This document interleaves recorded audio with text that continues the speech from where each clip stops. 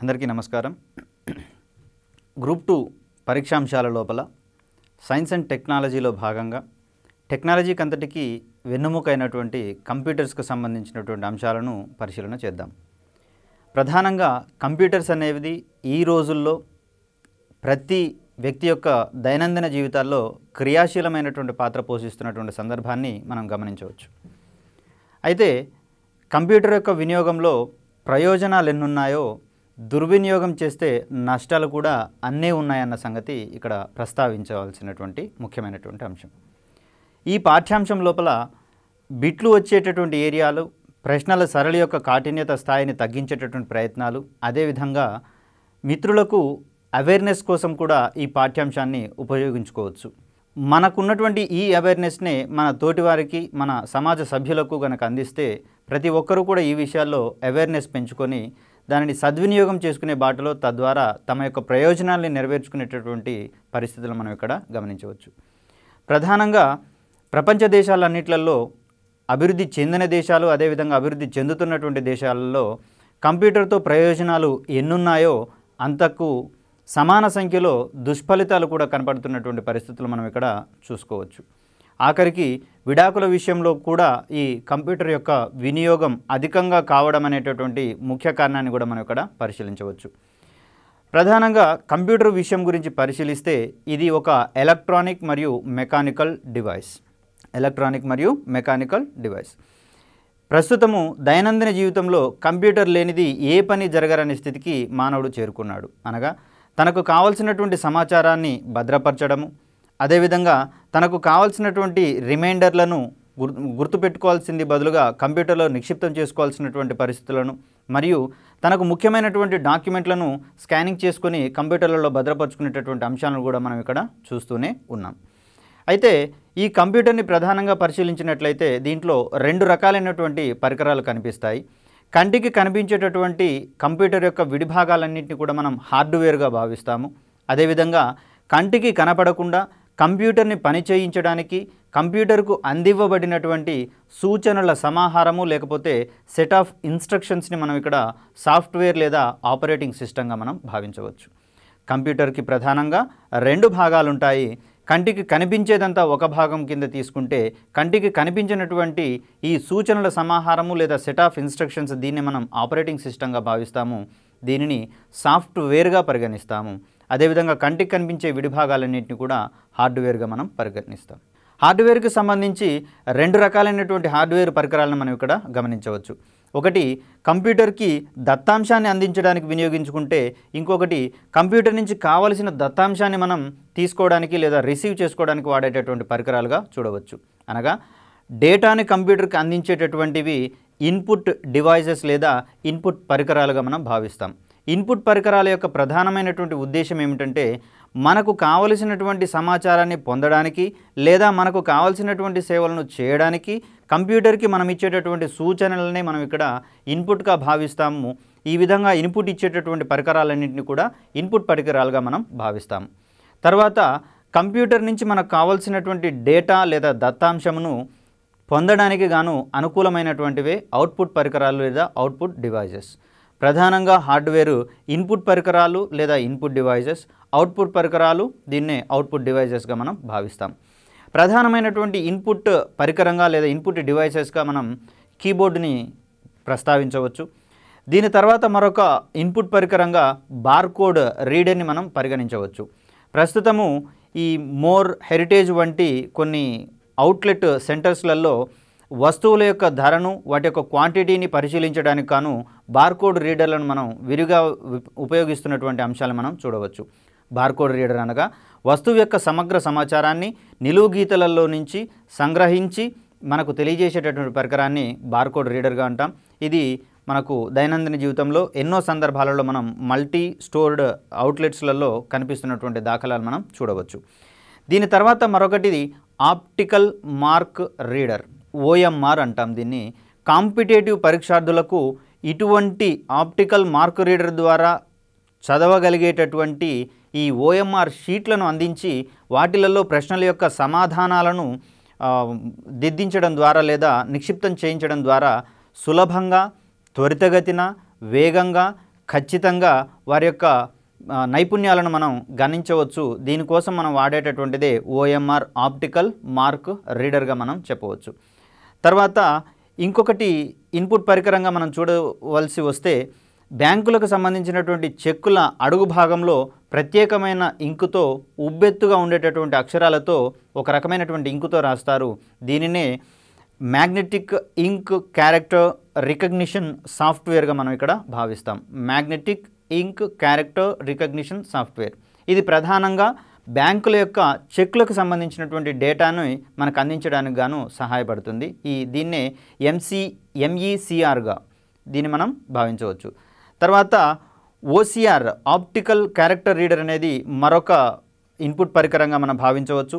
తర్వాత మన credit cards, debit cards, అదేవిధంగా పెట్రోల్ అవుట్లెట్లలో వాడేటటువంటి పెట్రో కార్డ్స్ వీటన్నిటినీ వాటిలలో నుంచి తగిన నగదును విత్డ్రా చేసుకోవడానికి లేదా వేసుకోవడానికి వినియోగించేటి స్మార్ట్ కార్డ్ రీడర్.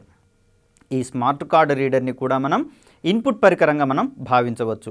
అదేవిధంగా పలు కార్యాలయాలలో మరియు పాఠశాలలో ప్రస్తుతం బయోమెట్రిక్ హాజరుని తీసుకుంటున్నాము. ఈ బయోమెట్రిక్ హాజరుకి సంబంధించినటువంటి పరికరాలను కూడా మనం ఇన్పుట్ పరికరాలుగా భావించవచ్చు. ఇక ఇవన్నీ ఇన్పుట్ పరికరాల రకానికి వస్తే అవుట్పుట్ పరికరాల రకం అనగా కంప్యూటరు మనకు కావాల్సినటువంటి సమాచారాన్ని అందించడానికి కాను మనకు అవసరమయ్యేటటువంటి పరికరాలని మనం ఇక్కడ అవుట్పుట్ పరికరాలుగా వాడవచ్చు. ప్రధానంగా మానిటర్ అనేది ప్రధానమైన అవుట్పుట్ పరికరంగా ఉపయోగపడుతుంది. దీనినే VDU అనేటటువంటి సంక్షిప్త నామంతో మనం తెలియజేస్తాం. VDU అనగా విజువల్ డిస్ప్లే యూనిట్. ఈ విజువల్ డిస్ప్లే యూనిట్ ఆధారంగానే ఈ కంప్యూటర్ల యొక్క పేరుని నిర్ణయించినటువంటి సందర్భాలు కూడా ఉన్నాయి. గతంలో CRT మానిటర్లను వాడేవాళ్ళం, క్యాథోడ్ రే ట్యూబ్.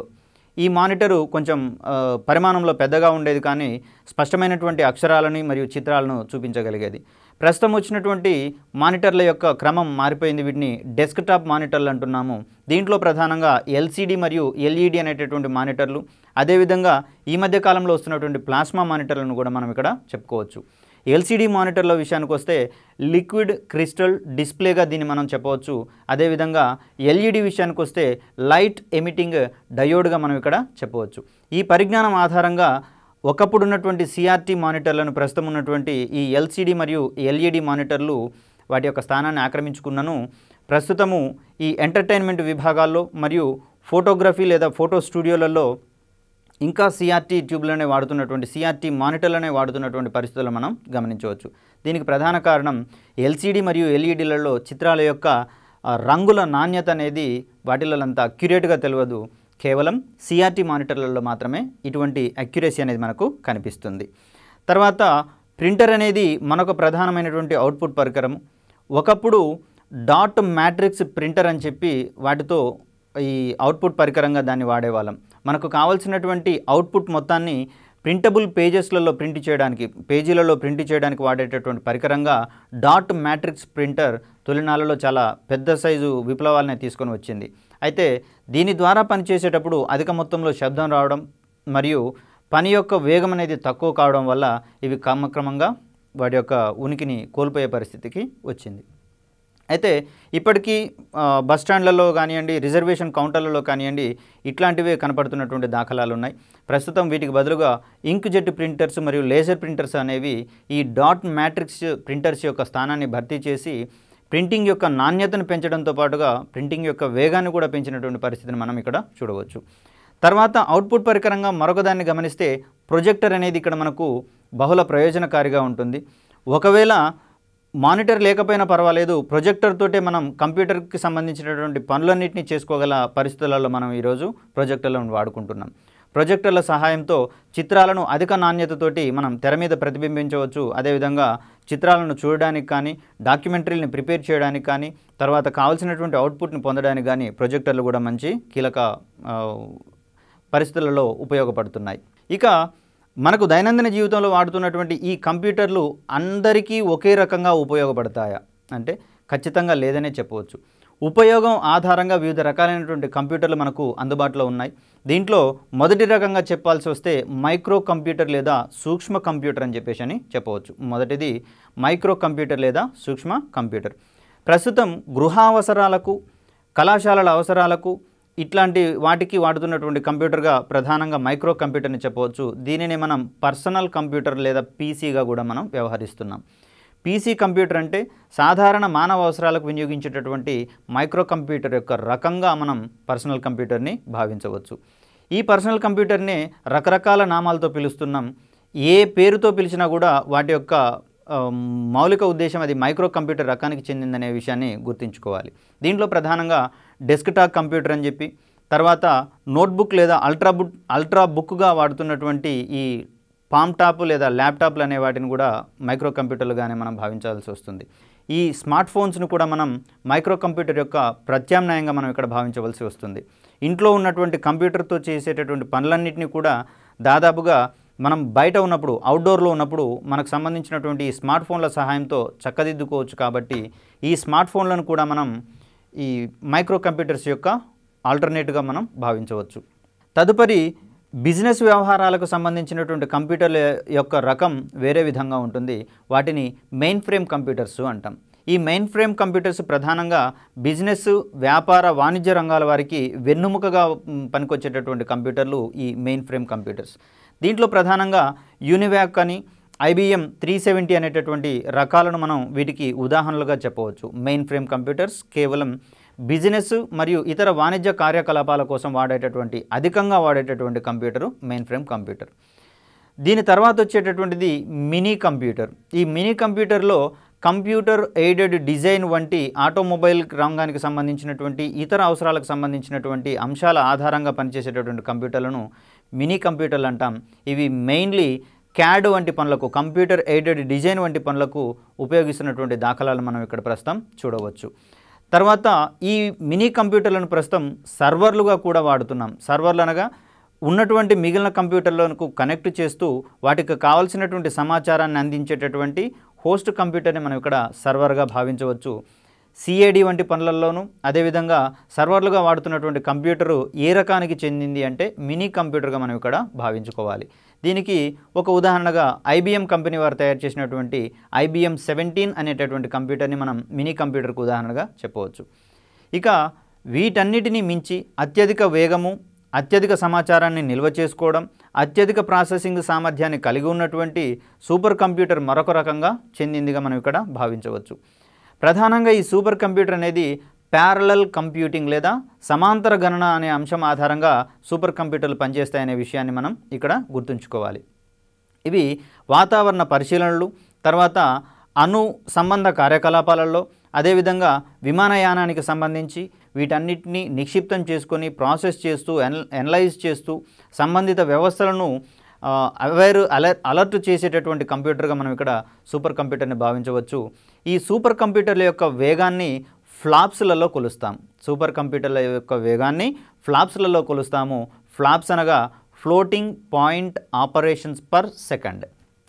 ఫ్లాప్స్ అనగా floating point operations per second అనగా ఒక సెకండ్కి ఎన్ని ఫ్లోటింగ్ పాయింట్కి సంబంధించినటువంటి గణనలు. ఫ్లోటింగ్ పాయింట్ అనేది కంప్యూటర్లోని డేటాకు సంబంధించినటువంటి ఒక రకం, నెంబర్లతో డీల్ చేసేటటువంటి ఒక రకము. దీంట్లో ఫ్లోటింగ్ పాయింట్కి సంబంధించినటువంటి క్యాల్కులేషన్స్ కొంచెం క్లిష్టంగా ఉంటాయి. ఇటువంటి క్లిష్టమైనటువంటి సమస్యలను కూడా ఒక సెకండ్కి ఎన్ని చేయగలుగుతుందో దాని ఆధారంగా సూపర్ కంప్యూటర్ యొక్క వేగాన్ని మనం ఇక్కడ డిజైన్ చేస్తాము. ఇది సూపర్ కంప్యూటర్లకు సంబంధించినటువంటి సమాచారం.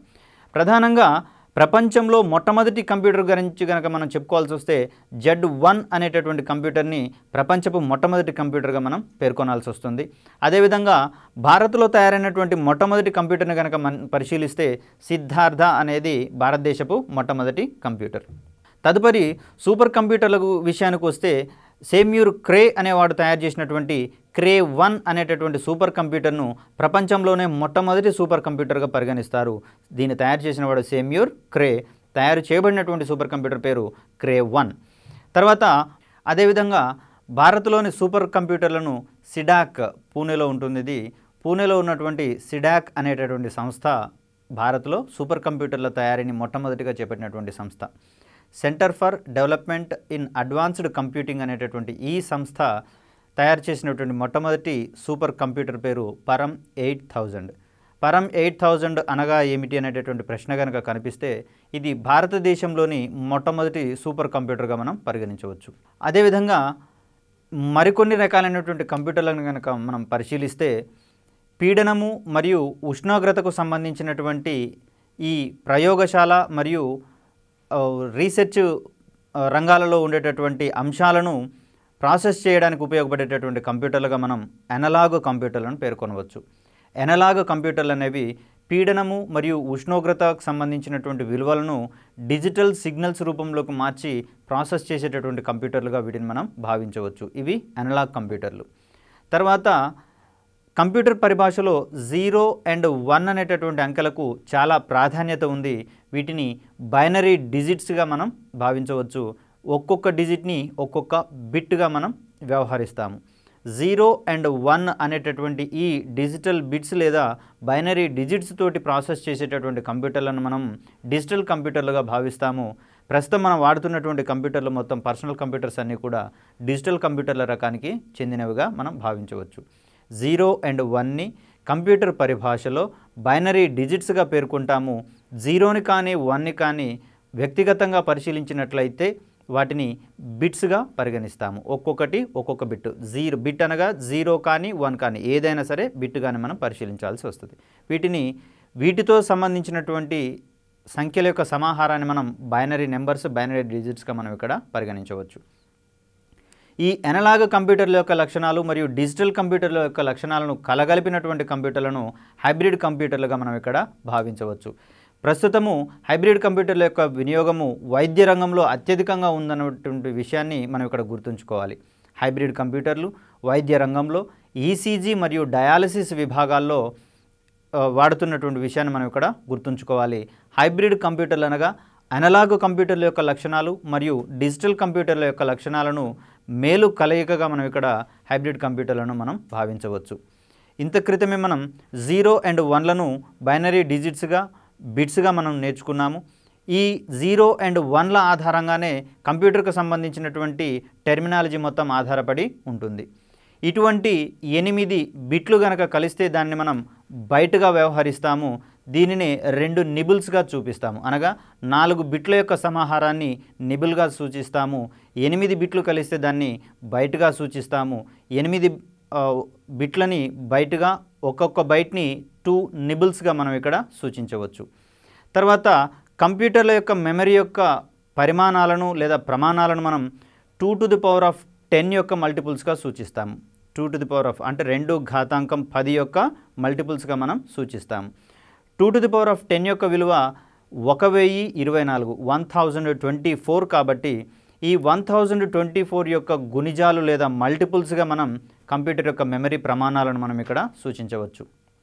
ప్రధానంగా 1024 లేదా 2 power 10 bytes is equal to 1 KB లేదా 1 కిలోబైట్గా మనం ఇక్కడ భావించవచ్చు. ప్రస్తుతం ఈ ప్రమాణాలు మనకు ఆధునికంగా ఈ స్మార్ట్ ఫోన్స్ వచ్చిన తర్వాత చాలా రిలేటెడ్గా వస్తున్నాయి. దానిలోని ఇంటర్నల్ మెమరీని చెప్పాలన్నా, మెమరీ కార్డు యొక్క పరిమాణాన్ని చెప్పాలన్నా, తర్వాత ఒక్కొక్క ఫైల్ యొక్క సైజ్ చెప్పాలన్నా, తర్వాత ఇంటర్నెట్ యొక్క ప్రాసెసింగ్ స్పీడ్ చెప్పాలన్నా ఈ కిలోబైట్లు, మెగాబైట్లు, గిగాబైట్లు, టెరాబైట్లలోనే చెప్పుకోవాల్సి ఉంది. వీటి యొక్క పరిజ్ఞానం సాధారణ ప్రజలకు తెలియకపోయినా, 1 కిలోబైట్ ఎన్ని బైట్లకు సమానం అనే విషయం తెలియకపోయినా వాడుతున్నాము అంటే దాంట్లో మనకున్నటువంటి అవసరము మరియు ఇంట్రెస్ట్ అనేది ఎంత ఉందో ఇక్కడ మనం గమనించుకోవచ్చు. ప్రధానంగా 1024 లేదా 1024 బైట్స్ ఈజ్ ఈక్వల్ టు 1 కిలోబైట్ లేదా దాన్నే 1 KBగా మనం వ్యవహరిస్తాం. ఇటువంటి కేబీలు 1024 కలిస్తే అనగా 1024 కిలోబైట్స్ ఈజ్ ఈక్వల్ టు 1 మెగాబైట్గా మనం చెప్పవచ్చు. 1 మెగాబైట్ యొక్క విలువ ఎంత అంటే 2 power 10 KB లేదా 1024 కిలోబైట్స్గా మనం ఇక్కడ సూచించాల్సి వస్తుంది. అదేవిధంగా 1024 megabytes is equal to 1 Gigabyte మరియు 1024 gigabytes is equal to 1 terabyte, దీన్ని టీబీగా సూచిస్తాము. ప్రస్తుతము మన దగ్గర ఉన్నటువంటి అత్యాధునిక లేదా అడ్వాన్స్డ్ కంప్యూటర్స్ అన్నిటి యొక్క హార్డ్ డిస్క్ యొక్క సామర్థ్యం ప్రస్తుతం 1 TBగా చేరినటువంటి విషయాన్ని మనం ఇక్కడ గుర్తుంచుకోవాలి. 1 TB అనగా 1024 గిగాబైట్స్ యొక్క సామర్థ్యాన్ని మనం ఇక్కడ 1 TBగా మనం చెప్తాము. ఇటువంటి టీబీలు 1024 కలిస్తే దాన్ని 1 పెటాబైట్ అంటాం, 1 PB. 1 పెటాబైట్ అంటే 1024 టెరాబైట్స్నే మనం ఇక్కడ 1 పీబీగా చెప్తాము. ఇట్లాంటి పెటాబైట్స్ 1024 కలిస్తే దాన్ని 1 ఎక్సాబైట్గా చెప్తాము.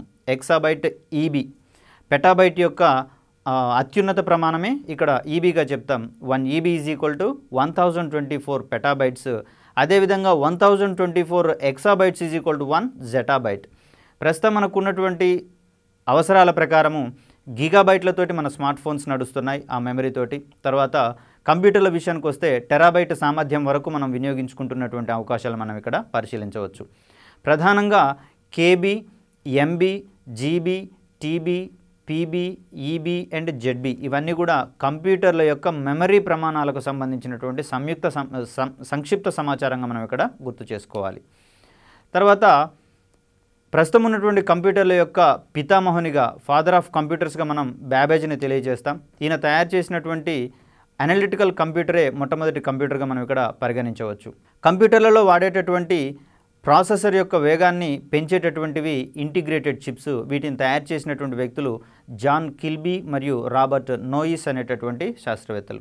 వీరు తయారు చేసింది మొట్టమొదటి ఇంటిగ్రేటెడ్ సర్క్యూట్. దీన్నే మనం తయారు చేసిన వాళ్ళు జాక్ కిల్బీ అండ్ రాబర్ట్ నోయిస్. తర్వాత మెమరీ అంశాలు మరియు ప్రాసెసర్ల ఆధారంగా కంప్యూటర్లు పనిచేయాలంటే మనం దానికి కొన్ని సూచనల సమాహారాన్ని ఇవ్వాలని చెప్పేసి ఇంత క్రితమే చెప్పుకున్నాం. మన యొక్క అవసరాలకు అనుగుణంగా కంప్యూటర్తో పని చేయించుకోవడానికి మనం ఇచ్చేటటువంటి ఈ సూచనల సమాహారాన్ని మనం సెట్ ఆఫ్ ఇన్స్ట్రక్షన్ మనం ప్రోగ్రామింగ్ లాంగ్వేజ్ అంటాము, లేదా కంప్యూటర్ లాంగ్వేజ్ అని చెప్పేసి అంటాము. ప్రస్తుతం ఇంజనీరింగ్ గ్రాడ్యుయేట్సు, అదేవిధంగా బీఎస్సీ కంప్యూటర్స్ చేసిన వాళ్ళు, ఎంఎస్సీ కంప్యూటర్స్ చేసిన వాళ్ళు ఏదో ఒక లాంగ్వేజ్లో నిష్ణాతులైన తర్వాత కంప్యూటర్ ఇంజనీర్లుగా వారి యొక్క కెరీర్లను ప్రారంభిస్తున్నటువంటి సంగతిని ఇక్కడ మనం గుర్తుంచుకోవాలి. కంప్యూటర్ ఇంజనీర్లు అనగా ప్రోగ్రామింగ్ లాంగ్వేజ్లో నిష్ణాతులయ్యి వివిధ రకాలైనటువంటి పరిస్థితులకు అనుగుణంగా కంప్యూటర్ యొక్క ప్రోగ్రామింగ్ని మార్చగలిగేటటువంటి వారు, అన్వయించగలిగేటటువంటి వారు, దానిని స్వేచ్ఛగా వాడుకునేటట్లుగా చేయగలిగే వారిని మనం కంప్యూటర్ ప్రోగ్రాములుగా మనం భావించవచ్చు. ఇటువంటి ప్రోగ్రామింగ్ లాంగ్వేజ్లు ప్రస్తుతం మనకు కోబాల్, పాస్కల్, బేసిక్, సి++ వంటి వాటిని కంప్యూటర్ యొక్క ప్రోగ్రామింగ్ లాంగ్వేజ్లుగా మనం ఇక్కడ పరిగణించవచ్చు. కంప్యూటర్ లాంగ్వేజ్ అనగా కంప్యూటర్ తోటి మనకు కావాల్సినటువంటి సమాచారాన్ని అందించడానికి, లేదా కంప్యూటర్ తోటి మనకు కావాల్సినటువంటి సేవలను చేయించుకోవడానికి దానికి ఇవ్వవలసినటువంటి సూచనల సమాహారాన్ని మనం ఇక్కడ ప్రోగ్రామింగ్ లాంగ్వేజ్గా చెప్పుకుంటాం. ఇక కంప్యూటర్ల యొక్క వినియోగాలు కనుక మనం పరిశీలిస్తే నిత్యం లేచిన దగ్గర నుంచి పడుకునేంత సమయం వరకు ప్రతి ఒక్క రంగంలో ప్రతి ఒక్క వ్యక్తికి కంప్యూటర్ యొక్క అవసరం లేనిది అతని యొక్క సాధారణ అవసరాలు సైతం తీరలేనటువంటి పరిస్థితిని ఈరోజు మనం గమనించవచ్చు.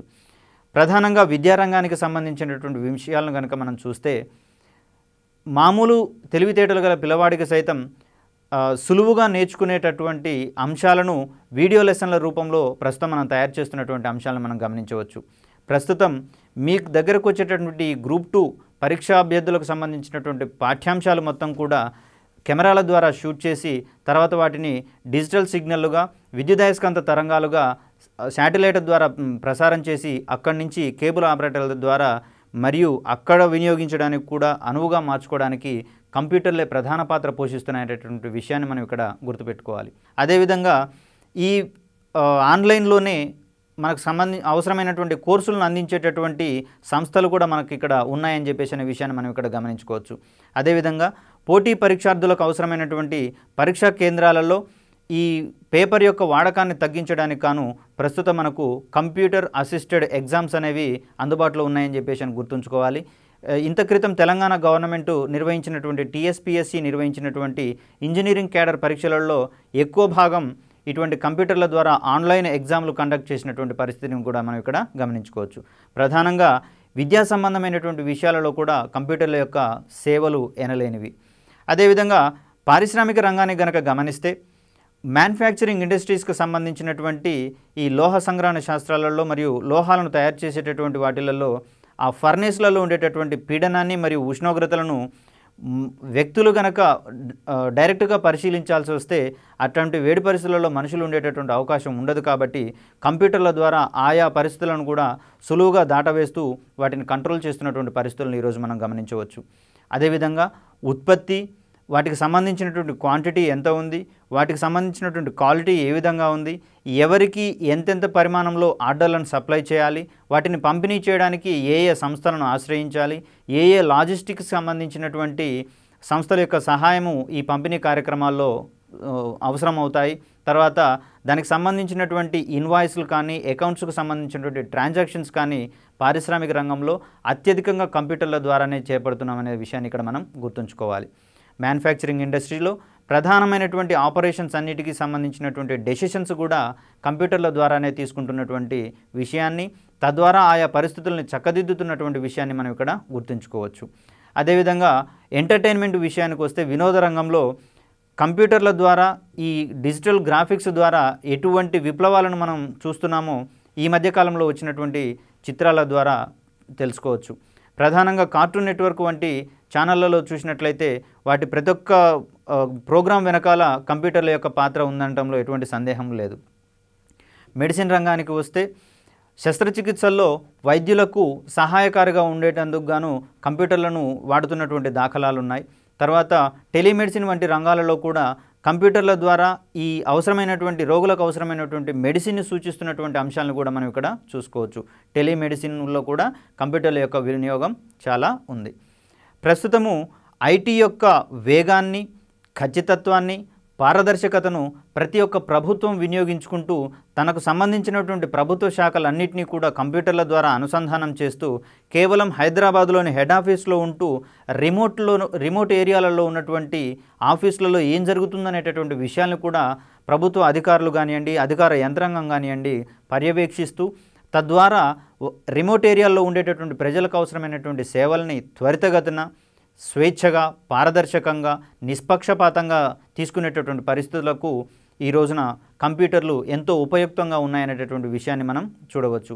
మీ సేవ ద్వారా మీకు కావాల్సినటువంటి సర్టిఫికెట్లను గతంలో ఎంతో కష్టంగా ఎంఆర్ఓ ఆఫీసులు మొదలగు వాటి ఆఫీసుల చుట్టూతో తిరుగుతూ కాలయాపంతో తీసుకునేటటువంటి పరిస్థితులను ప్రస్తుతం వచ్చినటువంటి కంప్యూటర్లు సమూలంగా మార్చివేసేటటువంటి విషయాన్ని మనం ఇక్కడ గమనించవచ్చు. ప్రస్తుతము గ్రామ పంచాయతీ లెవెల్లో ఇంటర్నెట్ సౌకర్యాలు కూడా అందుబాటులో ఉన్నాయి కాబట్టి ఈ కంప్యూటర్ల ఆధారంగా మనకు అవసరమైనటువంటి సర్టిఫికెట్లను కానివ్వండి, అవసరమైనటువంటి ప్రభుత్వ సేవలను కానివ్వండి క్షణాల్లో అవసరమైనంత మేరకు మనం వినియోగించుకునేటటువంటి సౌలభ్యం మనకు ఈ కంప్యూటర్లు కల్పించాయి. బ్యాంకింగ్ రంగంలో విషయానికి వస్తే బ్యాంకింగ్ రంగంలో నిత్యము వాడేటటువంటి అకౌంట్ యొక్క మేనేజ్మెంట్ మొత్తం కంప్యూటర్ల ద్వారానే జరుగుతుంది. అమౌంట్ వేయాలన్నా, అమౌంట్ తీయాలన్నా, అమౌంట్ వేరే అకౌంట్కి ట్రాన్స్ఫర్ చేయాలన్నా ఇత్యాది అంశాలన్నీ కూడా కంప్యూటర్లలోనే నిక్షిప్తమవుతూ తర్వాత మనకు ఎటువంటి అనుమానం వచ్చినా మన యొక్క అనుమానాలను నివృత్తి చేసుకోవడానికి కంప్యూటర్ల ద్వారా ఆ అనుమాన నివృత్తి అనేది కూడా మనకి ఇక్కడ బ్యాంకింగ్ రంగంలో చూడవచ్చు. ప్రతి ఒక్క ట్రాన్సాక్షన్ ఇక్కడ పారదర్శకంగా ఉండడానికి కంప్యూటర్లలో నిక్షిప్తమైనటువంటి ఆ సమాచారం గణనీయంగా ఉపయోగపడుతుందనేటటువంటి విషయం నిస్సందేహంగా ఇక్కడ మనం చెప్పుకోవచ్చు. విమానయానానికి సంబంధించి ల్యాండింగ్ కానివ్వండి, టేకాఫ్ కానివ్వండి, తర్వాత విమానయానంలో ఎదురవుతున్నటువంటి పరిస్థితులను కానివ్వండి అంచనా వేసుకుంటూ విమానయానానికి ఎన్నెన్నో వన్నెలు అద్దుతున్నటువంటి సందర్భాన్ని ఇక్కడ మనం కంప్యూటర్లు నిర్వహిస్తున్నాయి అనేటటువంటి విషయాన్ని మనం ఇక్కడ చెప్పుకోక తప్పదు. కంప్యూటర్ల యొక్క విడిభాగాలు లేదా కాంపోనెంట్స్ని కనుక మనం పరిశీలిస్తే కంప్యూటర్ల యొక్క కాంపోనెంట్స్గా మనం మూడింటిని చెప్పుకోవచ్చు. ఫస్ట్ది ఇన్పుట్ యూనిట్, తర్వాత సెంట్రల్ ప్రాసెసింగ్ యూనిట్ లేదా సిపియు అని, మూడవదాన్ని అవుట్పుట్ యూనిట్గా మనం పరిగణించవచ్చు. కంప్యూటర్ యొక్క కాంపోనెంట్స్గా input unit, central processing unit మరియు అవుట్పుట్లుగా మనం ఇక్కడ చెప్పవచ్చు. ఇంత క్రితమే ఇన్పుట్ యూనిట్లు మరియు అవుట్పుట్ యూనిట్ల గురించినటువంటి ప్రాథమిక సమాచారాన్ని మనం తెలుసుకున్నాం. ప్రధానంగా ఇప్పుడు మనం తెలుసుకోవాల్సిన అంశము సిపియుకు సంబంధించి దాని యొక్క విధి విధానాలు ఏమిటి, అదేవిధంగా సిపియులో ఏమేమి కాంపోనెంట్స్ ఉంటాయి, వాటి యొక్క విధులు ఏమిటి అనే విషయాన్ని మనం ఇక్కడ గుర్తుంచుకోవాలి. దీనికి సంబంధించినటువంటి ప్రశ్న అడిగేటటువంటి అవకాశం ఉంది. సిపియులో భాగంగా లేని కాంపోనెంట్ ఏమిటి అనే విషయాన్ని ప్రశ్నగా అడగవచ్చు. సిపియు యొక్క ప్రాథమిక విధి కానిదేమిటి లేదా సిపియు యొక్క ప్రాథమిక విధి ఏమిటి అనేటటువంటి ఏరియాలలో కూడా ప్రశ్నలు పడేటటువంటి అవకాశం ఉంది. సిపియు అనగా సెంట్రల్ ప్రాసెసింగ్ యూనిట్ అనుకున్నాము. దీంట్లో ప్రధానంగా 3 భాగాలు ఉంటాయి. మొదటిది కంట్రోల్ యూనిట్, తదుపరి అర్థమెటిక్ అండ్ లాజికల్ యూనిట్, దీన్నే ALU అని సంక్షిప్తంగా చెప్తాము. తర్వాత మెమరీ యూనిట్.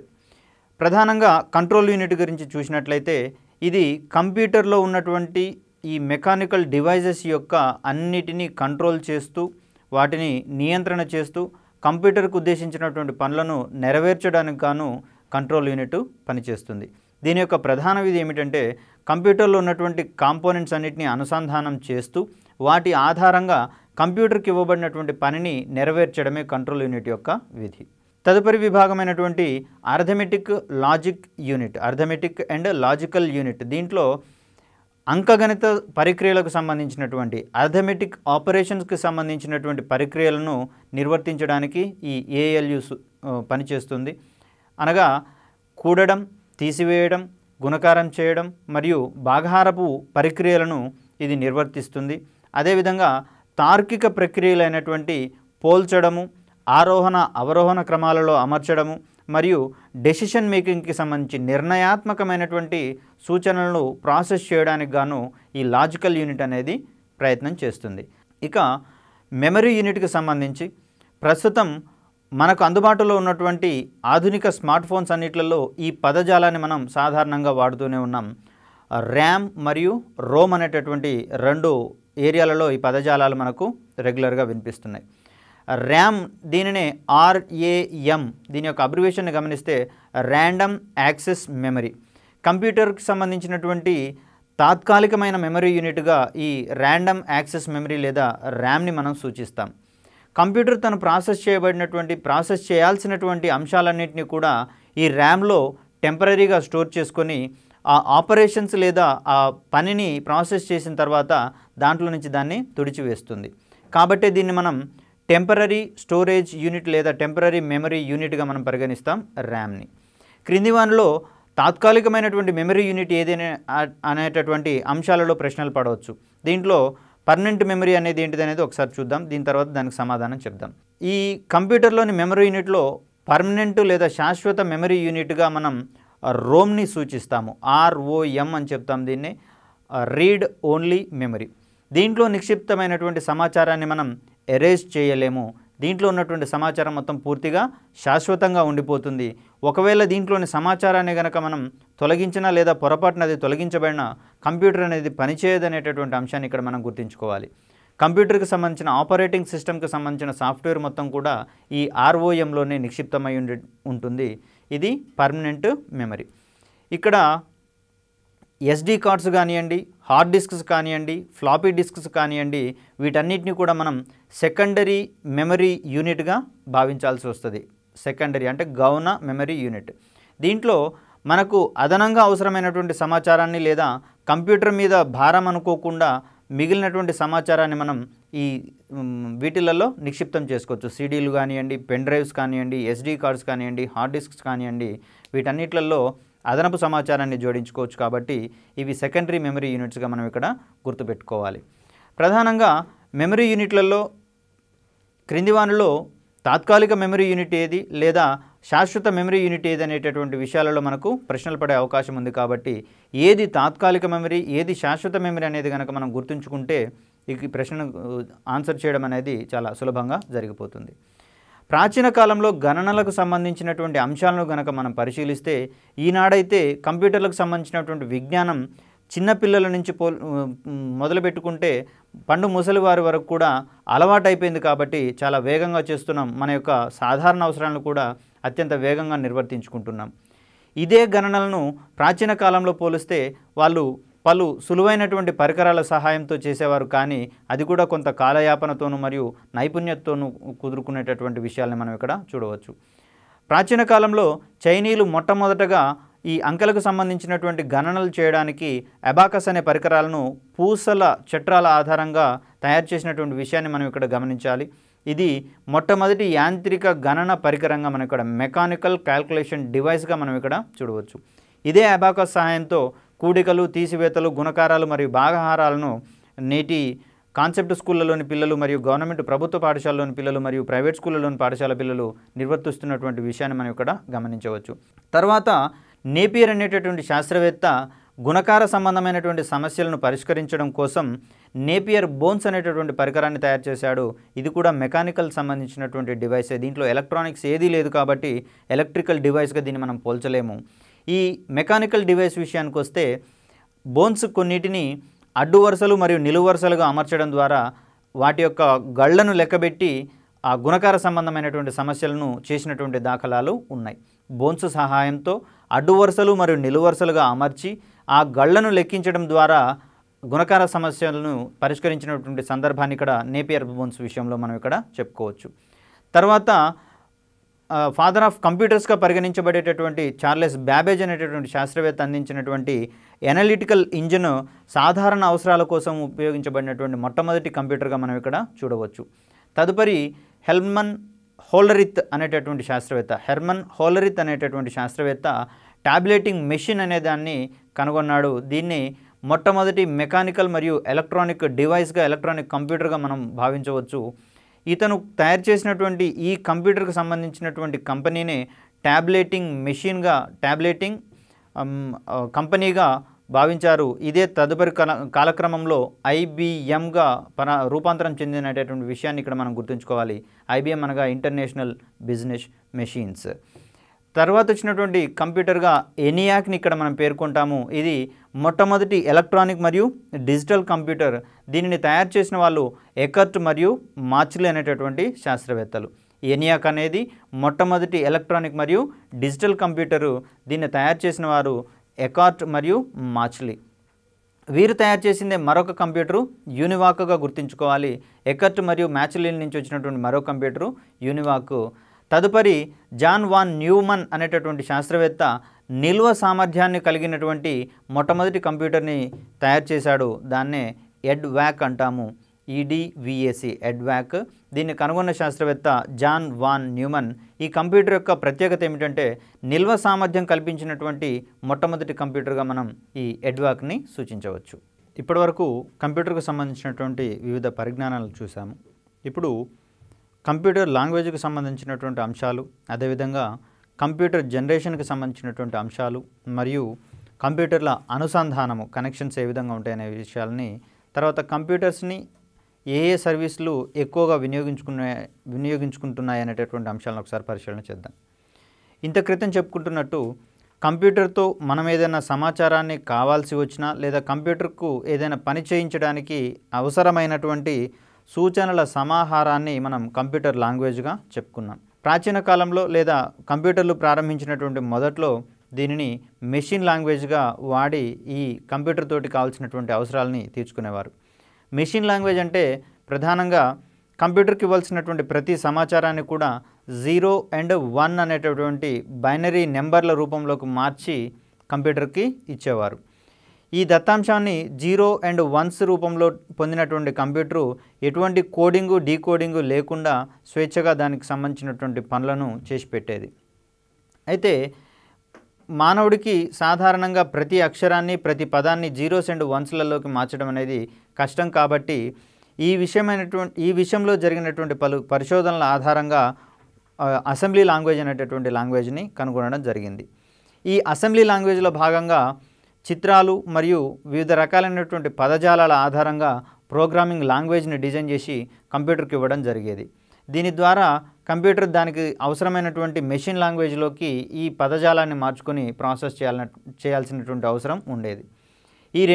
ఈ రెండు కాకుండా ప్రస్తుతం ఉన్నటువంటి ఈ హై లెవెల్ లాంగ్వేజ్ అనేది అందుబాటులోకి వచ్చింది. ఈ హై లెవెల్ లాంగ్వేజ్ అందుబాటులోకి వచ్చిన తర్వాత కంప్యూటర్లతో వినియోగం అనేది సాధారణ స్థాయి వ్యక్తులకు కూడా అలవాటైపోయింది, పరిచయం అయిపోయింది. ఈ హై లెవెల్ లాంగ్వేజ్గా కోబాలు, పాస్కలు, C++ మొదలగు వాటిని మనం పేర్కొనవచ్చు. ఈ హై లెవెల్ లాంగ్వేజ్లో ప్రధానంగా కొన్ని పనులకు నిర్దిష్టమైనటువంటి కోడ్స్ని ఇస్తాం మనం. చదువు అనేటటువంటి అంశాన్ని కంప్యూటర్తో పనిచేయించడానికి రీడ్ అనేటటువంటి టెక్స్ట్ని మనం కోడ్గా అందిస్తాము. ఇన్పుట్గా అవుట్పుట్ని ప్రింట్ చేయడానికి గాను ప్రింట్ అనేటటువంటి కోడ్ని ఇస్తాము. అదేవిధంగా ఏదైనా పనిని ప్రారంభించడానికి స్టార్ట్ అనేటటువంటి కోడ్ని, పనిని నిలుపుదల చేయడానికి స్టాప్ అనేటటువంటి కోడ్స్ని ఈ విధంగా కోడ్స్ రూపంలో ఇవ్వడం ద్వారా కంప్యూటరు ఆ పనిని వేగంగా మరియు ఎటువంటి ఇబ్బందులు లేకుండా చేయగలిగేటటువంటి సందర్భాన్ని మనం ఇక్కడ చూడవచ్చు. అయితే కంప్యూటర్లో ఏ భాషపైనైనా మనం ప్రయోగం చేయాలంటే అది మెషిన్ లాంగ్వేజ్లోకి ట్రాన్స్లేట్ చేయబడాలి. ఈ పనిని కంపైలరు లేదా ట్రాన్స్లేటరు లేదా ఇంటర్ప్రిటర్ అనేటటువంటి సాఫ్ట్వేర్స్ ఆధారంగా మనం చేస్తాం. కంప్యూటర్కి ఇవ్వబడినటువంటి ఏ సమాచారమైనా సరే అది మెషిన్ లాంగ్వేజ్లోకి అది మాత్రమే కంప్యూటర్ అర్థం చేసుకుంటుంది. కాబట్టి ఏ సమాచారమైనా కంప్యూటర్ లాంగ్వేజ్లోకి డీకోడ్ చేయాల్సి ఉంటుంది. ఈ పనిని చేసేవే కంపైలర్లు మరియు ఇంటర్ప్రిటర్స్ అనేటటువంటి సాఫ్ట్వేర్లు. కంపైలర్ అనగా ఏమిటి అనే విషయంలో కనుక మనకు ప్రశ్న వస్తే అవసరమైనటువంటి హై లెవెల్ లాంగ్వేజ్ లేదా అసెంబ్లీ లాంగ్వేజ్ని కంప్యూటర్కి అవసరమైన అర్థమయ్యేటటువంటి మెషిన్ లాంగ్వేజ్లోకి మార్చగలిగేటటువంటి సాఫ్ట్వేర్లని మనం కంపైలర్లు అంటామనేటటువంటి విషయాన్ని ఇక్కడ మనం గుర్తుంచుకోవాలి. ఇక కంప్యూటర్ల యొక్క ఆవిర్భావ క్రమాన్ని కనుక మనం పరిశీలిస్తే ప్రస్తుతం అరచేతిలో ఇమిడినటువంటి ఈ కంప్యూటర్లు ప్రాథమిక స్థాయిలో లేదా కంప్యూటర్లు తయారైనటువంటి తొలితరాల్లో ఒక రూమ్ యొక్క వైశాల్యాన్ని ఆక్రమించినటువంటి పరిస్థితులను మనం గమనించవచ్చు. ఆ కాలంలో ప్రధానంగా ఎలక్ట్రానిక్స్ రంగంలో మొట్టమొదటి ఉపకరణమైనటువంటి వ్యాక్యూమ్ ట్యూబ్స్ను వాడడం వల్ల కంప్యూటర్ల యొక్క పరిమాణం గణనీయంగా పెరిగిపోయింది. ఒక పెద్ద విశాలమైనటువంటి రూమ్ పరిమాణంలో అప్పుడు కంప్యూటర్లు ఉండేవి. అదేవిధంగా ఈ వ్యాక్యూమ్ ట్యూబ్స్ అధిక ఉష్ణాన్ని వెల్లడించేవి. తర్వాత ఈ అధిక ఉష్ణం ఆధారంగా వ్యాక్యూమ్ ట్యూబ్ల యొక్క జీవితకాలం తక్కువగా ఉండేది కాబట్టి తరచూ పాడైపోయినటువంటి వాక్యూమ్ ట్యూబ్లను మార్చాల్సి రావడం అనేది పెద్ద ఇబ్బందిగా పరిణమించేటటువంటి పరిస్థితి. కాబట్టి సాధారణ అవసరాలకు వాడుకోవాలన్నా కూడా కంప్యూటర్ల ద్వారా ఇబ్బంది కలిగేటటువంటి పరిస్థితిని అధిగమించడానికి కాను ఎప్పుడైతే ఈ ట్రాన్సిస్టర్ కనుగొనడం జరిగిందో ఈ ట్రాన్సిస్టర్ని వాడడం వల్ల రూమ్ పరిమాణంలో ఉండేటటువంటి కంప్యూటర్ల యొక్క పరిమాణం గణనీయంగా తగ్గింది మరియు వాటి యొక్క ప్రాసెసింగ్ వేగం కూడా పెరిగింది. ఇట్లా ట్రాన్సిస్టర్లు వాడినటువంటి కంప్యూటర్లను మనం సెకండ్ జనరేషన్ కంప్యూటర్లుగా లేదా రెండవ తరం కంప్యూటర్లుగా మనం పరిగణిస్తున్నాం. ఈ రెండవ తరం కంప్యూటర్ల హయాంలోనే అసెంబ్లీ లాంగ్వేజ్ మరియు హై లెవెల్ లాంగ్వేజ్లు అనేవి వినియోగించడం జరిగింది. అదేవిధంగా వాణిజ్య అవసరాలకు కంప్యూటర్లను వాడడం అనేది కూడా రెండవ జనరేషన్ కంప్యూటర్ల నుంచే ప్రారంభమైందని చెప్పేసి మనం ఇక్కడ గుర్తుంచుకోవచ్చు. తదుపరి ఇంటిగ్రేటెడ్ సర్క్యూట్స్ అనేటటువంటి పరికరాలను కనుగొన్న తర్వాత కంప్యూటర్ల యొక్క స్పీడు నానో సెకండ్ల వరకు వచ్చినటువంటి విషయాన్ని మనం ఇక్కడ పరిశీలించవచ్చు. అనగా సెకండ్లలో కొన్ని వంతు సమయంలోనే మనకి ఇక్కడ కంప్యూటరు దానికి అందించినటువంటి పనులను నిర్వర్తించేది. అనగా ప్రాసెసింగ్ వేగం అనేది పెరిగినటువంటి సందర్భాన్ని ఇక్కడ మనం చూడవచ్చు. ఈ ప్రాసెసింగ్ స్పీడ్ పెరిగినందువల్ల ఈ మూడవ తరం కంప్యూటర్స్ని డేటాబేస్ మేనేజ్మెంట్ సిస్టమ్ అనేటటువంటి అవసరాలకు వాడినటువంటి పరిస్థితులు మనం ఇక్కడ గమనించవచ్చు. థర్డ్ జనరేషన్ కంప్యూటర్ల నుంచి ప్రధానంగా డేటాబేస్ మేనేజ్మెంట్ సిస్టమ్కి సంబంధించినటువంటి అంశాలను వాడుకలోకి వీటిని సద్వినియోగం చేసుకోవడానికి గాను వాడినటువంటి విషయాన్ని మనం ఇక్కడ గుర్తుంచుకోవాలి. తర్వాత లార్జ్ స్కేల్ ఇంటిగ్రేటెడ్ సర్క్యూట్స్, ఈ ఐసీలను అధిక పరిమాణంలో కూర్చడం ద్వారా ఈ లార్జ్ స్కేల్ ఇంటిగ్రేటెడ్ సర్క్యూట్స్ని తయారు చేస్తారు. ఈ లార్జ్ స్కేల్ ఇంటిగ్రేటెడ్ సర్క్యూట్స్ వాడిన తర్వాత కంప్యూటర్ల యొక్క పరిమాణం అరచేతి స్థాయికి వచ్చినటువంటి విషయాన్ని మనం ఇక్కడ గమనించవచ్చు. ఈ విధంగా లార్జ్ స్కేల్ ఇంటిగ్రేటెడ్ సర్క్యూట్స్ని వాడినటువంటి కంప్యూటర్లను మనం 4వ జనరేషన్ కంప్యూటర్లుగా పరిగణిస్తాము. ప్రస్తుతం మనకు అందుబాటులో ఉన్నాయన్నీ కూడా 4వ జనరేషన్ కంప్యూటర్లుగా మనం భావించవచ్చు. ఈ 4వ జనరేషన్ కంప్యూటర్ల సహాయంతో కమ్యూనికేషన్ రంగంలో విప్లవాత్మకమైనటువంటి మార్పులు వచ్చాయి. ఎప్పుడైతే కంప్యూటర్ల యొక్క ప్రాసెసింగ్ స్పీడ్ పెరిగిందో, ఎప్పుడైతే కంప్యూటర్ల యొక్క పరిమాణం తగ్గిందో ఫలితంగా వీటిని కమ్యూనికేషన్ సెక్టార్లో కూడా విరివిగా వాడడం మొదలైంది. అనేక రంగాల్లోకి కంప్యూటర్ యొక్క అప్లికేషన్స్ వచ్చేసినటువంటి సందర్భాన్ని ఇక్కడ మనం చూడవచ్చు. ఇక భవిష్యత్తులో రాబోయేటటువంటి కంప్యూటర్ల యొక్క పరిజ్ఞానం మొత్తాన్ని కూడా మనం 5వ తరపు కంప్యూటర్గా, 5వ తరపు కంప్యూటర్ జనరేషన్గా, 5వ తరపు కంప్యూటర్లుగా మనం పరిగణించవచ్చు. ప్రధానంగా 5వ తరం కంప్యూటర్లలో సమాంతర సంధానము లేదా ప్యారలల్ ప్రాసెసింగ్ అనేటటువంటి పరిజ్ఞానం ఇక్కడ విరివిగా వినియోగించబడుతుంది. ఈ 5వ తరం కంప్యూటర్ల ఆధారంగానే రోబోటిక్స్ లేదా రోబోట్ల యొక్క నిర్మాణము, వాటితో చేయించగల పనులలో నిర్దిష్టత, వేగము మరియు ఖచ్చితత్వం పెంపొందించడానికి గాను ఈ 5వ తరం కంప్యూటర్లు పనికొస్తాయనేటటువంటి విషయాన్ని ఇక్కడ మనం గుర్తుంచుకోవాలి. రోబోటిక్స్ రంగానికి ఆధారభూతమైనటువంటి కంప్యూటర్లు ఏ జనరేషన్కి చెందినవి అని చెప్పేసి అన్నప్పుడు మనం 5th జనరేషన్ కంప్యూటర్లను ఇక్కడ పరిగణించాల్సి వస్తుంది. దీంట్లో ఇంటెల్ కోర్ మైక్రో ప్రాసెసర్లను వాడటం వలన వీటి యొక్క వేగము ఫ్లాప్స్లలో పెటా ఫ్లాప్స్లలో ఉండేటటువంటి విషయాన్ని మనం గమనించవచ్చు. అదేవిధంగా సమాంతర ప్రాసెసింగ్ లేదా ప్యారలల్ ప్రాసెసింగ్ అనేది 5వ తరం కంప్యూటర్లో ప్రధానమైనటువంటి అంశంగా మనం ఇక్కడ గుర్తుంచుకోవాలి. ఇక ఏదైనా కంప్యూటర్లో ఉన్నటువంటి అంశాలను లేదా సమాచారాన్ని మరొక కంప్యూటర్కు అనుసంధానించడం ఎలా లేదా మరొక కంప్యూటర్తో యాక్సెస్ చేయడం ఎలా అనేటటువంటి విషయాలలో కొన్ని కనెక్టివిటీస్ ఇక్కడ మనకు ఆ కాన్సెప్ట్స్ ఉన్నాయి. దీనినే మనం ల్యాన్ లేదా లోకల్ ఏరియా నెట్వర్క్ గాను, వ్యాన్ దీన్నే వైడ్ ఏరియా నెట్వర్క్ గాను మనం భావిస్తాము. ల్యాన్ అనగా లోకల్ ఏరియా నెట్వర్క్.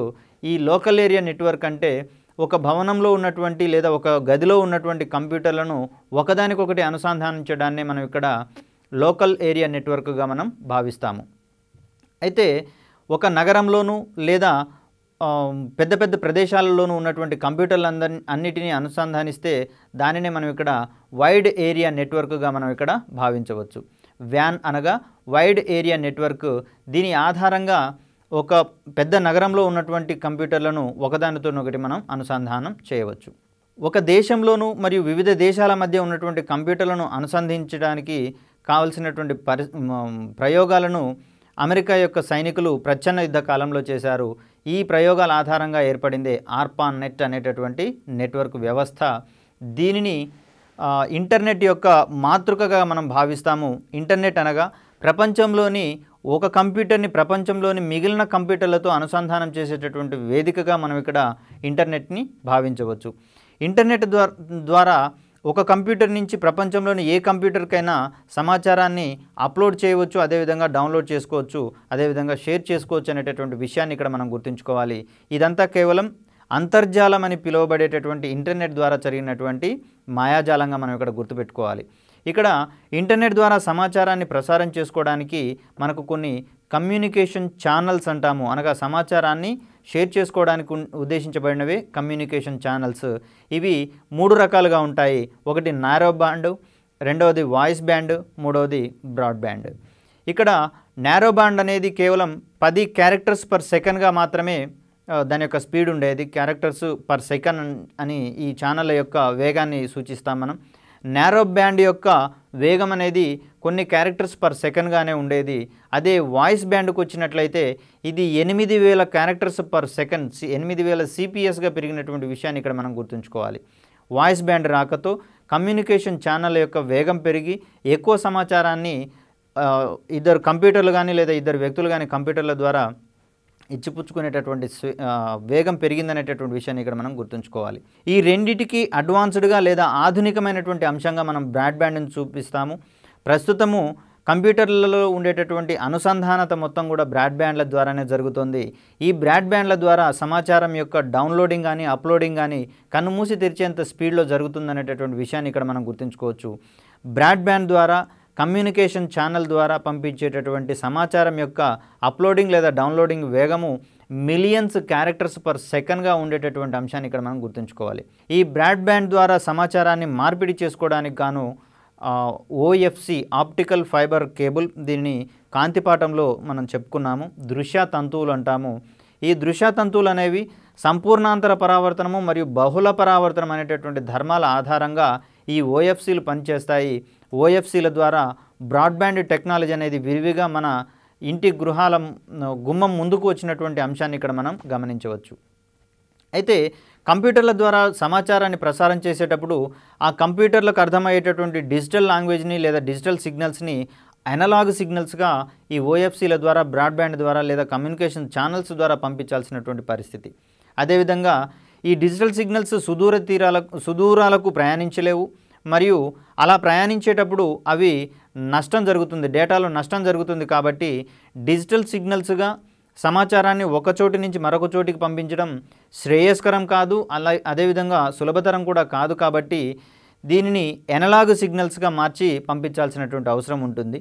అదేవిధంగా మన కంప్యూటర్కి రావాల్సినటువంటి అనలాగ్ సిగ్నల్స్ని తిరిగి డిజిటల్ సిగ్నల్స్ రూపంలోకి తీసుకున్నప్పుడు మాత్రమే కంప్యూటర్లు మనకు కావాల్సిన సమాచారాన్ని మనకు అర్థమయ్యేటటువంటి భాషలో చూపించగలవు. కాబట్టి ఇక్కడ మోడెమ్ అనే ఒక పరికరం గురించి ఈ విషయం చెప్పాల్సి వస్తుంది.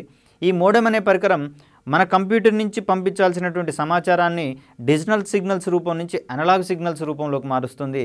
అదేవిధంగా మన కంప్యూటర్కి రావాల్సినటువంటి సమాచారాన్ని అనలాగ్ సిగ్నల్స్ రూపంలో స్వీకరించి దానిని డిజిటల్ సిగ్నల్గా మారుస్తుంది. కాబట్టి డిజిటల్ సిగ్నల్ నుంచి అనలాగ్ సిగ్నల్స్కి మార్చడాన్ని మాడ్యులేటర్గా మనం భావిస్తే, అనలాగ్ సిగ్నల్స్ని డిజిటల్ సిగ్నల్స్గా మార్చడాన్ని డిమాడ్యులేటర్గా భావిస్తాము. కాబట్టి ఈ పరికరానికి మనం మోడెమ్ అని చెప్పేసి పెట్టుకున్నాం. మోడెమ్ అనగా మాడ్యులేటర్ అండ్ డిమాడ్యులేటర్. కంప్యూటర్లను అంతర్జాలం ద్వారా ఒకదానికొకటి అనుసంధానించాలంటే ప్రత్యేకమైనటువంటి సాఫ్ట్వేర్ అవసరమవుతుంది. దీన్ని TCP/IP సాఫ్ట్వేర్ అంటాం. Transmission control protocol internet protocol అనేటిది దీని యొక్క అబ్రివేషన్గా మనం భావించవచ్చు. అదేవిధంగా కంప్యూటర్ల మధ్య సమాచార వినిమయానికి డేటాను ట్రాన్స్ఫర్ చేయడానికి పాకెట్ స్విచ్చింగ్ కోడ్ అనేది మనకి ఇక్కడ అవసరమవుతుంది. పాకెట్ స్విచ్చింగ్ కోడ్ అంటే కంప్యూటర్ల మధ్య డేటా లేదా సమాచారాన్ని షేర్ చేసుకునేటప్పుడు అంత సమాచారాన్ని ఒకటేసారి కాకుండా చిన్న చిన్న పాకెట్ల రూపంలో పంపిస్తాము. ఈ విధంగా పాకెట్ల రూపంలో పంపించబడినటువంటి సమాచారం ఈ పాకెట్ స్విచ్చింగ్ కోడ్ ద్వారా మళ్ళీ తిరిగి ఒకటిగా మారేటటువంటి సందర్భాన్ని ఇక్కడ మనం చూడవచ్చు. తర్వాత ఈ అంతర్జాలం ద్వారా మనం పొందేటటువంటి సేవలను కనుక పరిశీలిస్తే ఇక్కడ కంప్యూటర్లతో వాడేటటువంటి అవసరాలను మించి కంప్యూటర్ల యొక్క అంతర్జాలం ద్వారా లేదా అనుసంధానం ద్వారా మనం సేవలను పొందవచ్చు.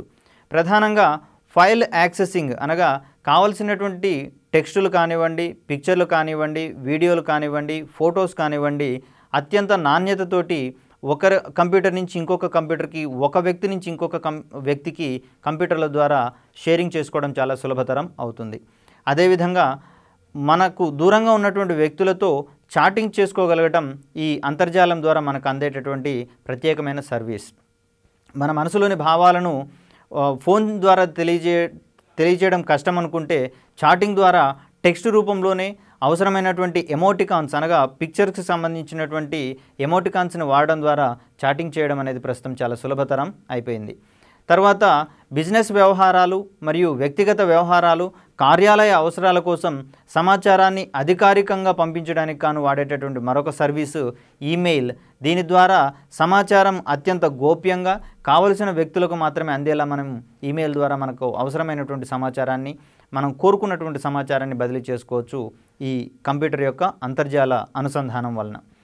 తదుపరి వ్యక్తులు కానివ్వండి, అధికారులు కానివ్వండి, రాజకీయ నాయకులు కానివ్వండి, వీరికి ఉన్నటువంటి బిజీ షెడ్యూల్స్ వల్ల ఒకరే వ్యక్తులు అన్ని చోట్లకు వెళ్ళే పరిస్థితి ఉండదు. కాబట్టి ఒక వ్యక్తి ఒక రూమ్లో కూర్చొని కంప్యూటర్కి అనుసంధానించబడినటువంటి తెరల ద్వారా మరొక వ్యక్తులతో వారు ఎదురుగా ఉన్నట్లుగానే భావిస్తూ మాట్లాడుకోగలగడం ఇక్కడ అంతర్జాలం అందించినటువంటి మరొక ప్రత్యేకమైన అంశంగా మనం ఇక్కడ చూడవచ్చు. దీన్నే మనం వీడియో కాన్ఫరెన్స్ అంటాం. ప్రపంచంలోని ఎక్కడున్నటువంటి ఏ దేశంలో ఉన్నటువంటి వ్యక్తితోనైనా అతనితో ఎదురుగా కూర్చొని ముఖాముఖి మాట్లాడుకునేటటువంటి అనుభవాన్ని మనకు ఒక గదిలోనే అందించేటటువంటి ఈ వీడియో కాన్ఫరెన్స్ ద్వారా అనేక విషయాలు సింగిల్ క్లిక్ దూరంలోనే చక్కబెట్టుకుంటున్నటువంటి విషయాలను ఇక్కడ మనం గమనించుకోవచ్చు. రాజకీయ నాయకులు కానివ్వండి, అధికార యంత్రాంగం కానివ్వండి, అదేవిధంగా బిజినెస్ పర్సన్స్ అందరూ కూడా తమకున్నటువంటి దైనందిన లావాదేవీలను వీడియో కాన్ఫరెన్స్ ద్వారా చక్కబెట్టుకుంటూ తమ యొక్క అభివృద్ధిని మరింత ముందుకు తీసుకెళ్తున్నటువంటి విషయాన్ని మనం చూడవచ్చు వీడియో కాన్ఫరెన్స్ ద్వారా. తర్వాత ఈ అంతర్జాలం ద్వారా అందేటటువంటి మరొక సర్వీస్ విషయాన్ని చూస్తే ఈ లెర్నింగ్ లేదా ఈ మాధ్యమం ద్వారా అభ్యసనం అని చెప్పేసి చెప్పుకోవచ్చు.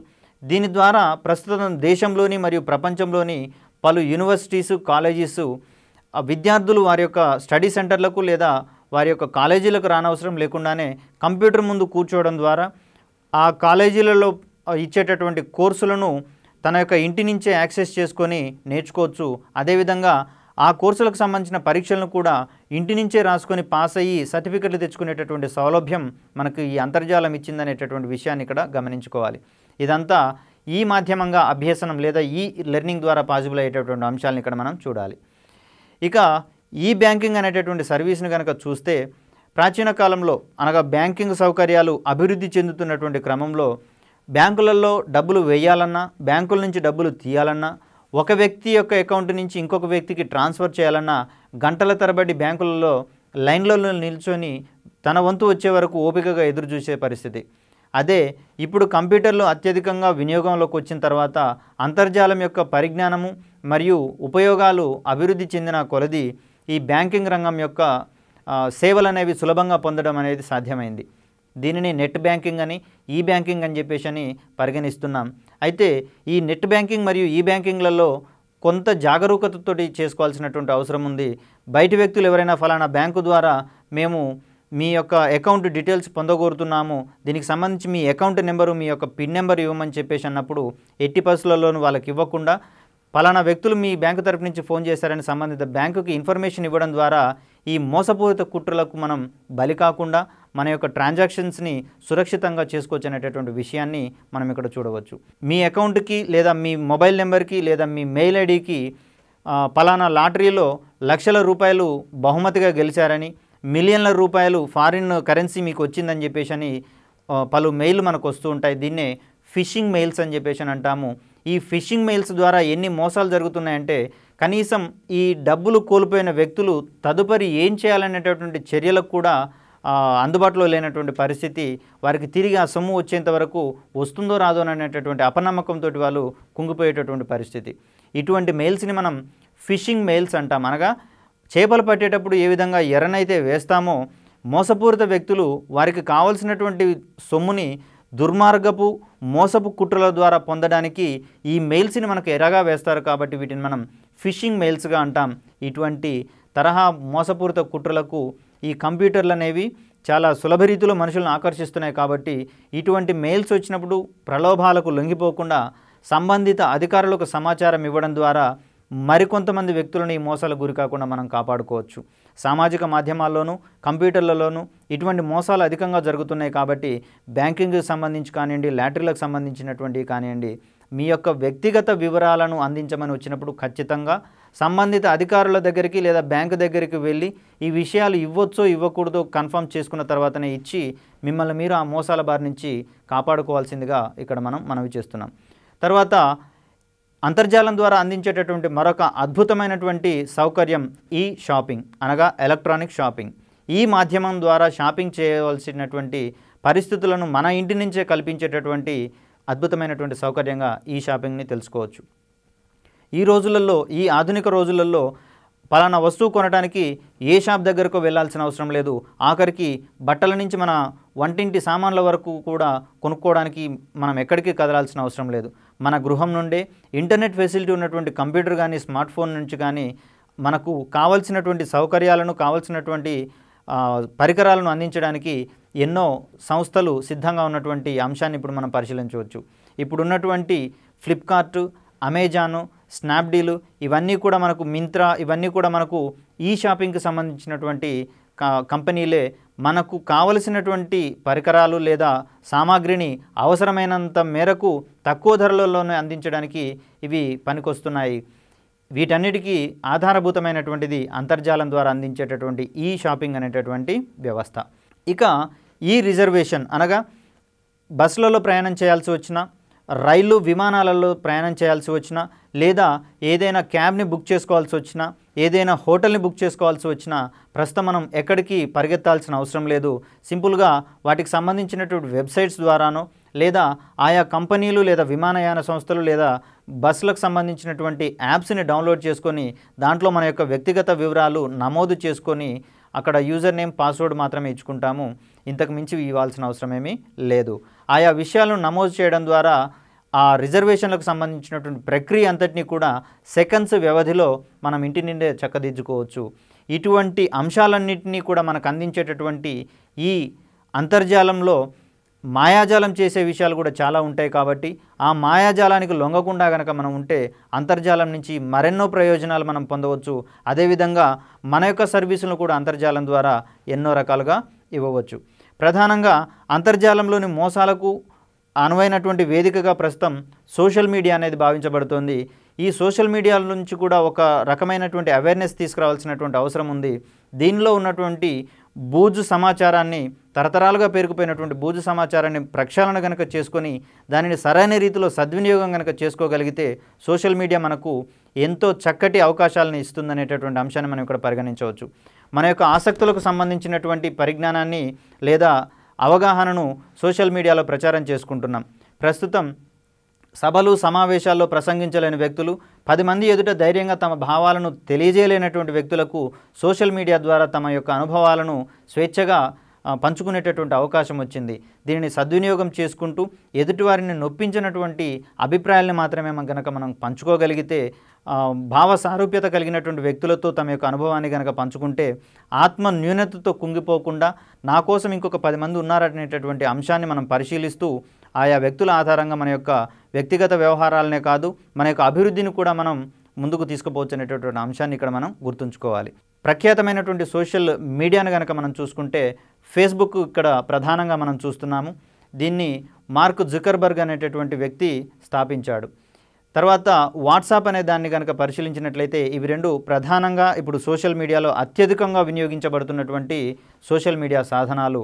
ఈ వాట్సాప్ని బ్రయాస్ యాక్టన్ అండ్ జాన్ కోమ్ అనేటటువంటి ఇద్దరు వ్యక్తులు దీన్ని స్టార్ట్ చేసినట్లుగా మనం చూడవచ్చు. అయితే ఈ మధ్య కాలంలోనే వాట్సాప్ను కూడా ఫేస్బుక్ కంపెనీ టేక్ ఓవర్ చేసిందనేటటువంటి అంశాన్ని ఇక్కడ మనం చూడాలి. వాట్సాప్ అనేది ప్రస్తుతం ఫేస్బుక్కు అనుబంధంగానే పనిచేస్తున్నటువంటి విషయాన్ని ఇక్కడ మనం గమనించవచ్చు. ఇక ట్విట్టర్ అనేది ఒక మైక్రో బ్లాగింగ్ సర్వీస్గా మనం ఇక్కడ చూస్తాము. 140 క్యారెక్టర్స్ నిడివితోటి మన యొక్క మనసులోని అభిప్రాయాలను ఇతరులతో పంచుకునేటటువంటి సామాజిక అనుసంధాన వేదికగా మనం ఇక్కడ ట్విట్టర్ని చూస్తాము. దీన్ని Jack Dorsey, William and Noah Glass అనేటటువంటి వ్యక్తులు ట్విట్టర్ని ఎస్టాబ్లిష్ చేశారు. తర్వాత రష్యాకు చెందినటువంటి పావెల్ దురోవ్ మరియు నికోలాయ్ దురోవ్లతోటి మొదలుపెట్టబడినటువంటి సర్వీసు టెలిగ్రామ్ అనేది ఇది కూడా ప్రస్తుతం అనేక మందికి చేరువైనటువంటి విషయాన్ని మనం చూడవచ్చు. అదేవిధంగా భారతీ ఎంటర్ప్రైజెస్ మరియు సాఫ్ట్ బ్యాంక్ గ్రూప్ వారు, జపాన్లో ఉంటుంది ఇది, సాఫ్ట్ బ్యాంక్ గ్రూప్ వాళ్ళు ఎస్టాబ్లిష్ చేసినటువంటి సామాజిక మాధ్యమంగా హైక్ని మనం గుర్తించవచ్చు. ప్రస్తుతం ఈ హైక్, టెలిగ్రామ్ మరియు వాట్సాప్, ఫేస్బుక్ల ద్వారా ఎన్నో గ్రూపులను, భావసారూప్యత కలిగిన వ్యక్తులతో ఎన్నో రకాల గ్రూపులను క్రియేట్ చేసుకొని వారి మధ్య సమాచారం యొక్క పంచుకోవడము మరియు అవకాశాలను తెలియజేసుకోవడం ద్వారా ఎన్నో మంచి ప్రయోజనాలు పొందుతున్నాము. కాబట్టి ఇటువంటి ప్రయోజనాలను పొందుతూ ఈ సామాజిక మాధ్యమాల యొక్క దుర్వినియోగాన్ని అరికట్టడంలో కొంత అవేర్నెస్ని చూపిస్తూ వీటిని వినియోగించుకోవాల్సినటువంటి అవసరం ఉంది. స్థూలంగా చెప్పొచ్చేది ఏమిటంటే కంప్యూటర్లు అనే పాఠ్యాంశం నుంచి మార్కులతోటే కాదు, సమాజానికి అవసరమైనటువంటి సమాచారాన్ని ఇస్తూ దానిని సద్వినియోగం చేయడం ద్వారా ఎన్ని ఫలితాలు ఉంటాయో దానిని దుర్వినియోగం చేస్తే అంతకంటే కఠినమైనటువంటి శిక్షలు కూడా మనకు అందుబాటులో ఉన్నాయి. కాబట్టి తగినంత జాగరూకతతో ఈ మాధ్యమాల ద్వారా మన యొక్క భావాలను పంచుకోవడం లేదా అవకాశాలను ఇచ్చిపుచ్చుకోవడం అనేది చేసుకోవాల్సినటువంటి అవసరం ఉంది. ప్రధానంగా కంప్యూటర్స్ విషయంలో కంప్యూటర్స్ యొక్క తరాల గురించి, తర్వాత కంప్యూటర్స్ యొక్క లాంగ్వేజీల గురించి, అదేవిధంగా కంప్యూటర్ల యొక్క కనెక్టివిటీ గురించి మరియు ఈ కంప్యూటర్ల యొక్క ఉపయోగాలు ఏ విధంగా ఉన్నాయి, ఏ ఏ రంగాలలో పనికొస్తున్నాయి, తర్వాత అంతర్జాలానికి సంబంధించినటువంటి సర్వీసులు, వాటి వినియోగంలో మనం తీసుకోవాల్సినటువంటి జాగ్రత్తలు, తర్వాత కంప్యూటర్కు సంబంధించినటువంటి పరిజ్ఞానము మరియు పదజాలాన్ని గనక మనం అవగాహన చేసుకున్నట్లయితే కంప్యూటర్స్ అనే పాఠ్యాంశంలో వచ్చేటటువంటి మార్కులు మొత్తం మనకు ఉద్యోగం సంపాదించడానికి ఖచ్చితంగా ఉపయోగపడతాయనడంలో ఎటువంటి సందేహం లేదు. ఈ విషయాలను మొత్తం మీరు నేర్చుకున్న తర్వాత మీ తోటి వారికి, అలాగే నిరక్షరాస్యులైన వారికి, లేదా ఇప్పుడిప్పుడే కంప్యూటర్ వినియోగించుకుంటున్న, స్మార్ట్ ఫోన్ వినియోగించుకుంటున్నటువంటి వ్యక్తులకు కాస్త అవగాహన అయ్యే రీతిలో కనుక మీ నుంచి వెళ్ళగలిగితే సమాజంలోని రిమోట్ ఏరియాలలో ఉండేటటువంటి వ్యక్తులు కూడా కంప్యూటర్ల యొక్క పరిజ్ఞానంలో, వాటి యొక్క వాడకంలోని మెలకువలు నేర్చుకోవడంలో ముందుంటారనడంలో ఎటువంటి అతిశయోక్తి లేదు.